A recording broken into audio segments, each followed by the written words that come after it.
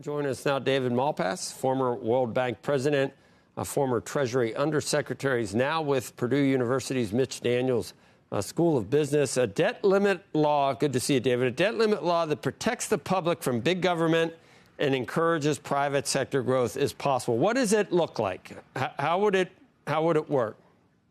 Hi, Joe. Well, recognize what a deep hole we're in, $36 trillion of debt. And there's no mechanism right now to control what Washington spends. The swamp works together with Congress to spend as much as possible. And whoever is president goes along with that. And so Trump, I think President Trump is trying to stop that. And so you see DOGE coming in. But also, yesterday, he pointed out that the money was spent by the Democrats. They should be the ones to vote for the debt limit increase. That's going to be really problematic in June when the deadline comes up. Ronald Reagan, who I worked for, hated having to round up the votes from Democrats, and you had to really give them things in order to get them to vote for the spending that they had already approved. So we need a new system. I think we can use this opportunity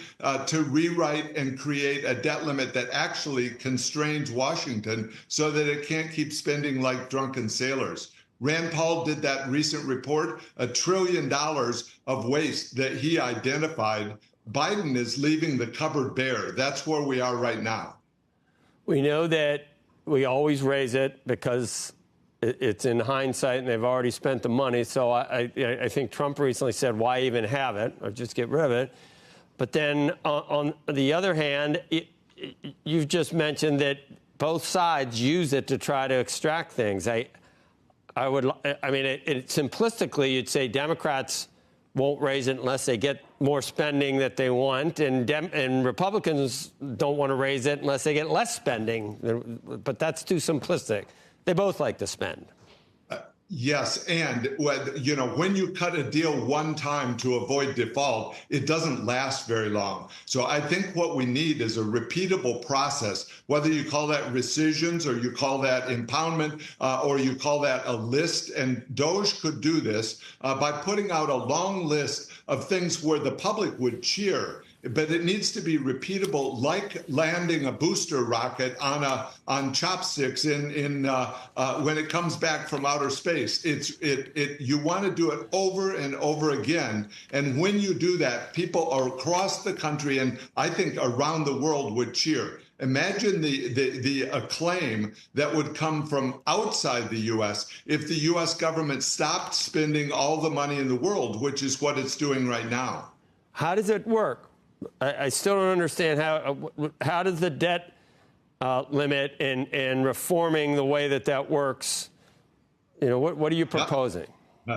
Trump's on exactly the right track. Take it to the public today. Talk to the public about the debt limit law that we have on the books. It's a really bad law because it allows them to spend all the money they want and then say, well, if you don't raise the limit, we're going to default on the national debt. So you have to, at the beginning, say this is a really bad law. We need to rewrite it, and we want one that actually constrains how much they spend and that they can't keep government spending growing faster than the GDP. So I think one way is just to have a law that says when you're above a certain debt to GDP ratio, say 100%, that's enough. And the public would say you're exactly right. That's enough. And then that forces Congress to make choices. Right now, they have no reason to make choices. They just spend on every project. That's what comes out in the Rand Paul. So what would that take? Would that take a simple?